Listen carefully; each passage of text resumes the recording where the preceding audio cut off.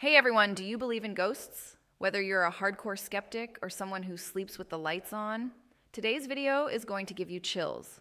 We're diving into some of the most haunted places in the United States. From creepy hotels to abandoned asylums, these aren't just stories. They're places where people swear the dead still walk. Let's explore the spine-tingling legends of America's most haunted locations. Are you ready? Don't say I didn't warn you. First up, Eastern State Penitentiary in Philadelphia. This place was built in 1829 and was one of the first prisons to use solitary confinement. Yep, no talking, no visitors, no sunlight, just a person, alone, with their thoughts. Sounds like a recipe for haunting, right? Visitors have reported ghostly whispers, shadowy figures darting across cell blocks, and even blood-curdling screams coming from empty cells. Even Al Capone did time here, and according to stories, he was tormented by the ghost of one of his victims. It's now a museum, but don't be fooled. Some say the prison never really let go of its inmates. Coming in at number 2, the Stanley Hotel in Estes Park, Colorado. Sound familiar? It was the inspiration for Stephen King's The Shining, and it's haunted in real life too.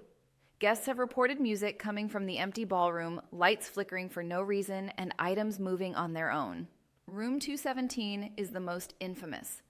That's where Stephen King stayed, and where many guests have felt invisible hands tucking them into bed. Some say the ghost of a former housekeeper still watches over the room. Helpful, but spooky. Would you dare to spend the night? Next, we head south to the Myrtles Plantation in Louisiana. This gorgeous old estate looks peaceful, until you hear the stories. It's rumored to be built on an ancient Native American burial ground. And that's just the beginning. One of the most famous ghosts is Chloe, a former enslaved woman said to have poisoned the family's children in a tragic tale of revenge and guilt. Guests and staff have seen a woman in a green turban wandering the grounds, and sometimes children's laughter echoes through empty hallways. The Myrtles claims to be home to 12 different spirits. That's one crowded plantation. Now we're going full horror mode with Waverly Hills Sanatorium in Kentucky. This former tuberculosis hospital opened in 1910, and back then, TB was deadly, with no real cure. Over 60,000 people died here. Yes, 60,000. To hide the growing number of deaths, hospital staff used something called the body chute, a tunnel used to secretly transport corpses out of sight. Creepy, right? Visitors today report cold spots, disembodied voices, and a little ghost boy named Timmy who rolls a ball across the floor by himself. If any place is haunted by pain and suffering, it's Waverly Hills, all aboard the ghost ship. The RMS Queen Mary, docked in Long Beach, California, is no ordinary ocean liner. Once used during World War II and later as a luxury cruise ship, it's now permanently docked and supposedly permanently haunted. Guests have heard screams in the boiler room, ghostly children playing near the pool, and even seen an elegant woman in a white gown floating through the halls. One former crew member was crushed by a watertight door. People say they still see him roaming the engine room.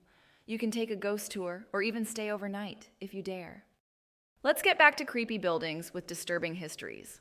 The Trans-Allegheny Lunatic Asylum in West Virginia was a psychiatric hospital that opened in the mid-1800s. Patients were often neglected or even experimented on, and the conditions were horrific. Thousands died here under mysterious or violent circumstances. Today, it's known for apparitions, cold spots, and voices echoing through empty corridors. Ghost hunters have called it one of the most active paranormal spots in the U.S., and with over 2,000 documented deaths, that's not surprising.